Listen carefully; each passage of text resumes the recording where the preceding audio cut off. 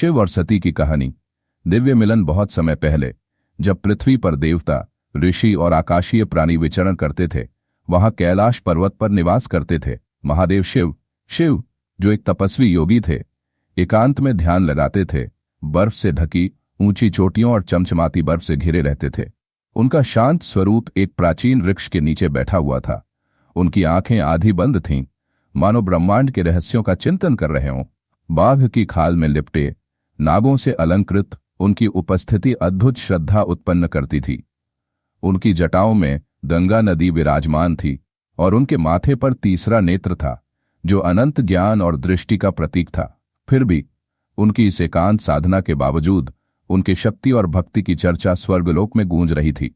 उन लोगों में से एक थीं सती, जो राजा दक्ष की पुत्री थीं, एक शक्तिशाली राजा जो महान यज्ञ और विशाल राज्य के लिए प्रसिद्ध थे। सती शक्ति का अवतार थीं और शिव की आधी नारी मानी जाती थीं। वह बहती नदियों की तरह सुंदर और मृदु थीं और उनकी आंखों में एक आंतरिक ऊर्जा झलकती थी। जैसे जैसे वह शिव के करुणा और साहस की कहानियां सुनतीं, उनका भक्ति और प्रेम शिव के प्रति बढ़ता गया। एक दिन जब सती अपने भावों को और अधिक छिपा नहीं सकीं, उन्होंने अपने पिता राजा दक्ष के समक्ष अपनी इच्छा व्यक्त की। पिताजी, सती ने एक संयमित लेकिन दृढ़ स्वर में कहा, मैं अपने आप को भगवान शिव को अर्पित करना चाहती हूं। दक्ष की भौहें तन गई। शिव, वह जंगली तपस्वी जो श्मशान में घूमता है, राख में लिपटा रहता है और भूतों से घिरा रहता है। उन्होंने उपेक्षा से हाथ लहराते हुए उसका उपहास किया। तुम सती एक राजकुमारी हो, तुम्हारा स्थान किसी महान राजा के साथ है, न कि किसी योगी के साथ। परंतु सती अपने निर्णय में अडिग थीं। उन्होंने शिव के प्रति अपनी भक्ति सिद्ध करने के लिए कठोर तपस्या करनी शुरू कर दी। कई दिनों तक उन्होंने भोजन का त्याग किया। उनका शरीर कमजोर होता गया, पर उनकी आत्मा अविचलित रही। उनकी भक्ति ने देवताओं को भी प्रभावित किया और उनकी भक्ति का समाचार शिव तक पहुंचा। एक शाम जब संध्या ने पर्वतों को बैंगनी और सुनहरे रंगों में रंग दिया, शिव ने अपनी आंखें खोली। उनका हृदय, जो सांसारिक इच्छाओं से मुक्त था, सती की भक्ति की अनुभूति से गर्म हो उठा। दिव्य प्रेरणा से प्रेरित होकर शिव ने दक्ष के महल की ओर प्रस्थान किया। जब वे वहां पहुंचे, सती का हृदय प्रसन्नता से भर गया। साधारण वस्त्रों में लिपटे हुए उनका चेहरा एक दिव्य आभा से चमक रहा था और उनकी आंखों में ऐसा ज्ञान था जिसे शब्दों में नहीं बताया जा सकता था। उस क्षण सती और शिव का बंधन स्थापित हो गया, एक आध्यात्मिक मिलन, एक प्रेम जो जन्म जन्मांतर तक अटल था। महान सभा और दक्ष का अपमान। शिव और सती के इस मिलन से दक्ष प्रसन्न नहीं हुए। अपनी पुत्री की प्रसन्नता के बावजूद दक्ष का अभिमान उसे स्वीकार्यता से रोक रहा था। उसने शिव को अयोग्य समझा और यह मानता था कि उसकी पुत्री, जो एक राजकुमारी थी, एक जंगली तपस्वी को चुनकर उसका अपमान कर रही थी। एक दिन दक्ष ने एक महान यज्ञ का आयोजन करने का निर्णय लिया, एक ऐसा समारोह जो देवताओं और उसकी स्वयं की शक्ति का प्रदर्शन था। प्रत्येक देवता, देवी, ऋषि और आकाशीय प्राणी को आमंत्रण भेजा गया, परंतु शिव और सती को जानबूझकर छोड़ दिया गया। यज्ञ के दिन स्वर्गलोक में उमंग का माहौल था। सृष्टि के हर कोने से दिव्य प्राणी दक्ष के शानदार दरबार में एकत्रित हुए। पवित्र सामग्री की सुगंध हवा में तैर रही थी। वेदियों पर फूलों की माला सजाई गई थी और यज्ञ की ज्वालाएं ऊंची उठ रही थीं। उस सभा में विष्णु भी उपस्थित थे, जो जनसंकुल में बढ़ते तनाव को महसूस कर रहे थे। दक्ष, विष्णु ने शांत और स्थिर स्वर में कहा, तुमने शिव को क्यों नहीं बुलाया? वह संतुलन बनाए रखने वाले हैं और ब्रह्मांडीय ज्ञान के प्रतीक है। उनकी उपस्थिति मात्र से शांति आती है। दक्ष का चेहरा कठोर हो गया। वह तपस्वी केवल अव्यवस्था लाता है, वह हमारे पवित्र अनुष्ठानों का उपहास करता है और परंपराओं की अवहेलना करता है। मैं उस प्राणी को नहीं मानूंगा जो श्मशान में नृत्य करता है और अपने शरीर पर भस्म लगाता है। अधिकांश देवता दक्ष के शब्दों से असहज हो गए, परंतु उनमें से कोई भी उसका विरोध करने का साहस नहीं कर सका। सती का आगमन और सामना। सती, इस अपमान से अनजान, अपने पिता के इस महान आयोजन की बात सुनकर शिव के पास आईं। उनके हृदय में अपने पति के प्रति प्रेम और अपने पिता के प्रति आदर के बीच एक खिंचाव था। प्रभु, उन्होंने कोमल स्वर में कहा, मेरे पिता के महल में एक आयोजन है, मैं वहां जाना चाहती हूं, अपने परिवार का सम्मान करने के लिए। शिव की दृष्टि करुणामय थी। सती, मुझे वहां स्वागत नहीं है। तुम्हारे पिता के हृदय में मेरे लिए स्थान नहीं है और उनका अभिमान उन्हें अंधा कर देता है। परंतु यदि तुम्हें जाना आवश्यक लगता है तो मैं तुम्हें नहीं रोकूंगा। सती का हृदय व्याकुल था, फिर भी वह दृढ़ थी। वह अकेली चली गई। उनके कदमों में प्रत्याशा और एक अनजाने भय का भार था। जब वह महल पहुंची तो उन्हें ठंडी निगाहों से देखा गया। हॉल देवताओं से भरा हुआ था, फिर भी वहां एक दमनकारी मौन था। दक्ष ने उनको देखा और अपना माथा सिकोड़ लिया। तुम यहां क्यों आई हो पुत्री? उसने तीखे स्वर में पूछा। मैं आपकी संतान हूं और मैं शिव की पत्नी हूं, सती ने उत्तर दिया। उनका स्वर कंपन से भरा हुआ था, परंतु दृढ़ था। मैं आपको सम्मान देने आई हूं, पर आपने सबसे महान व्यक्ति का अपमान किया है। क्या आप उनकी दिव्यता को नहीं देख सकते? दक्ष ने कड़वाहट भरी हंसी हंसते हुए कहा, दिव्यता उस पागल तपस्वी में। तुम खुद को अपमानित करती हो केवल उसका नाम लेकर ही। अपमानित और दुखी सती का मन भीतर से जलने लगा।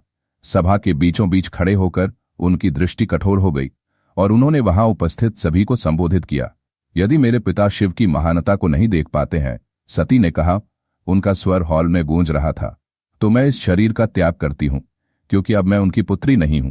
उसी क्षण उन्होंने अपनी जीवन शक्ति को भीतर से प्रज्वलित किया और एक दिव्य अग्नि उत्पन्न की। अग्नि उनके चारों ओर उठी, ऊंची और तेज होती गई और देवता और ऋषि भय में देख रहे थे। सती अपने धर्म और क्रोध में लिप्त होकर अपनी मृत्यु को प्राप्त कर ली और एक तेजस्वी प्रकाश में स्वर्ग की ओर प्रस्थान किया। शिव का दुख और वीरभद्र का जन्म। सती के त्याग का समाचार शिव तक पहुंचा, जो कैलाश पर्वत पर ध्यान में लीन थे। जैसे ही उन्होंने यह समाचार सुना, आकाश में अंधकार छा गया और धरती कांपने लगी। शिव ने अपनी आंखें खोलीं, उनका हृदय अपनी प्रिय सती के वियोग में टूट गया। अपने दुहक में शिव ने एक प्रचंड रूप धारण किया। वीरभद्र, जो उनके क्रोध से उत्पन्न एक प्रबल योद्धा था, जलती हुई आंखों और गरजते हुए स्वर के साथ वीरभद्र दक्ष की यज्ञ की ओर बढ़े। उनके साथ शिव के गण, प्रेत, भूत और अन्य देवता भी थे, जो भगवान शिव के प्रति अपनी निष्ठा रखते थे। जब वीरभद्र दक्ष के महल में पहुंचे, देवताओं का हृदय भय से भर गया। वीरभद्र के मात्र आगमन से ही वहां की वायु कांपने लगी। वे दक्ष के सामने खड़े हुए, जो कांप रहे थे, परंतु अभी भी अभिमानी बने हुए थे। तुमने शिव की पत्नी का अपमान करने का दुस्साहस किया, वीरभद्र ने गरजते हुए कहा। उनका स्वर शिव के क्रोध से गूंज रहा था। अब तुम्हें इसके परिणाम भुगतने होंगे। विनाश और क्षमा। एक भयानक युद्ध छिड़ गया। वीरभद्र और शिव के गढ़ दक्ष के सैनिकों से भिड़ गए। उनके युद्ध घोष वायु में गूंज उठे, महल कांप उठा और वीरभद्र द्वारा छोड़े गए दिव्य शक्तियों ने दक्ष के दरबार को ध्वस्त कर दिया। यहां तक कि दूर से देख रहे छोटे देवताओं ने भी शिव के क्रोध की तीव्रता को महसूस किया, जो याद दिलाने वाला था कि कोई भी अभिमान ब्रह्मांडीय संतुलन के सामने टिक नहीं सकता। अंत में वीरभद्र दक्ष तक पहुंचे, जो जमीन पर कांपते हुए पड़े थे। एक ही बार में वीरभद्र ने दक्ष का सिर काट दिया और उनके अहंकार का अंत कर दिया। युद्ध समाप्त हुआ और एक भारी मौन चारों ओर छा गया। इसके बाद विष्णु और अन्य देवता एकत्र हुए, यह समझते हुए कि अहंकार ने कितना विनाश किया है।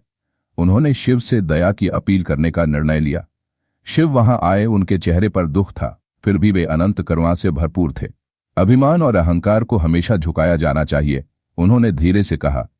फिर भी मैं दक्ष को पुनर्जीवित करूंगा, क्योंकि क्षमा ही ज्ञान का मार्ग है।